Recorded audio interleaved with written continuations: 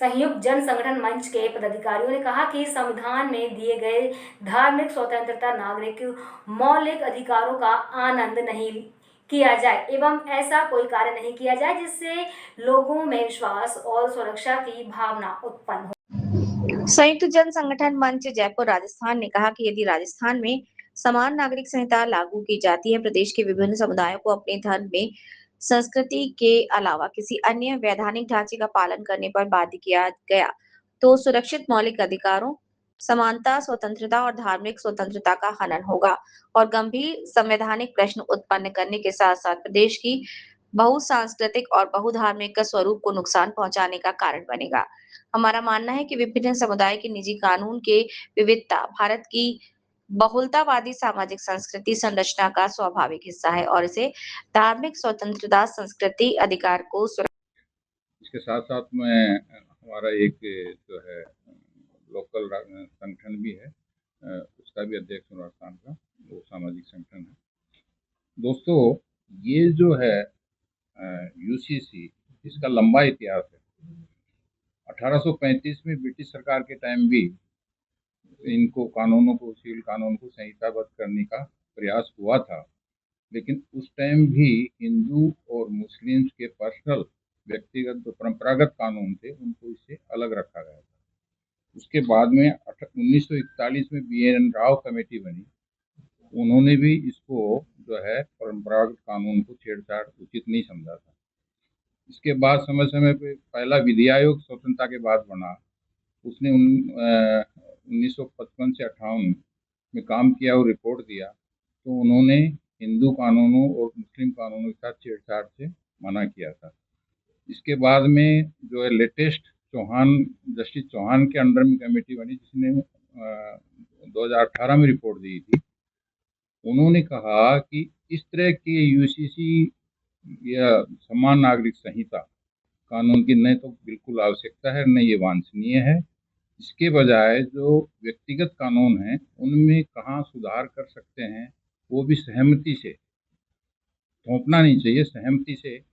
और उसके लिए एक्सपर्ट्स की कमेटियां बनाई जाएं, हर समाज, हर धर्म, हर मान्यता वाले लोगों की, और वो यूसीसी का प्रारूप सामने रखा जाए कि क्या करना चाहते हैं, उनमें क्या बदलाव करना चाहते हैं।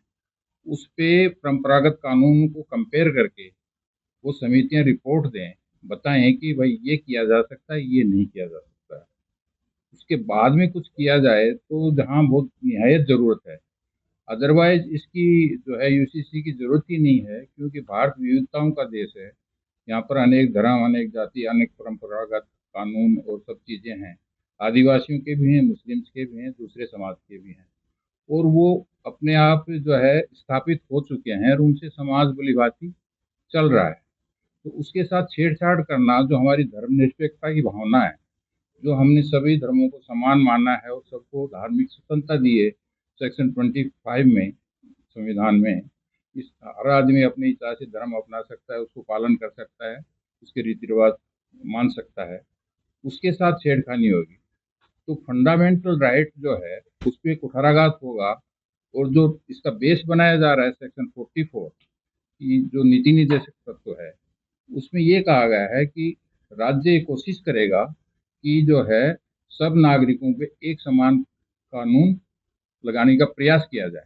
वो है प्रयास किया जाए, बट जो है नीति निर्देशक तत्व, डायरेक्टिव प्रिंसिपल्स, कभी भी फंडामेंटल राइट को ओवर राइड नहीं कर सकते, उन पे हावी नहीं हो सकते। आप फंडामेंटल राइट को वो करके नहीं कर सकते। हाँ, जहाँ समय के अनुसार कुछ ज़रूरतें हैं, व्यवहारिक लगती हैं, ये थोड़ा बहुत चेंज करना चाहिए।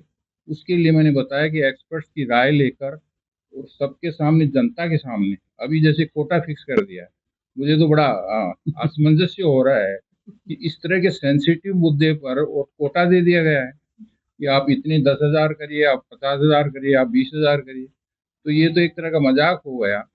कोई सरकारी डिपार्टमेंट को कोटा दिया जाएगा तो वो बोलेगा भाई यस यस करके लिख दो, नो नो करके फिर भेज दो। उससे जनता की भावना कहाँ पता लगेगी?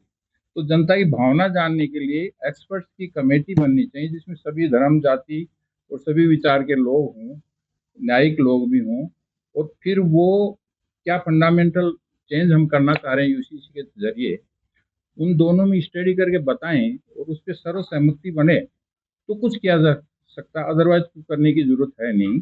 और यही चीज जो है आदिवासियों पे भी लगाने की बात आई थी, तो एआईसीसी ने एक कमेटी बनाई थी जिसका मैं चेयरमैन था, और हमने लंबी रिपोर्ट दी है और उसमें सारा बताया कि आदिवासियों पे क्यों नहीं लागू हो सकता है। क्योंकि आदिवासियों के परंपरागत कानून हैं, उनके अपने रीति रिवाज हैं, गोद के, विवाह के, भरण पोषण के।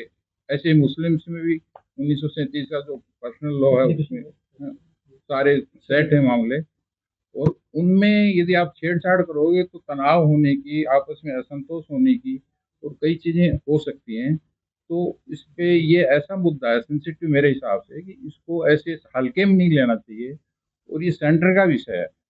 अब अलग अलग राज्य अलग अलग यूसीसी बनाएंगे तो कोई कुछ बना देगा, कोई कुछ बना देगा, तो उसमें फिर यूनिफाइड सिविल कोड होगा कहाँ से। तो मुझे नहीं लगता, टारगेट और बहुत हैं, एजुकेशन में पिछड़ रहे हैं, हेल्थ में पिछड़ रहे हैं, स्कूलें टूटी पड़ी हैं, बच्चे मर रहे हैं, उन टारगेट को पूरा किया जाए पहले, बजाय इस तरह के टारगेट जो है जबरदस्ती से करके इसको सहनशीलता से सोच समझ के और एक लंबा डिबेट करके उसके बाद में इस पे विचार हो, और बहुत जरूरी कोई चीज हो तो वो की जा सकती है, अदरवाइज इसकी मेरे ख्याल से जरूरत नहीं।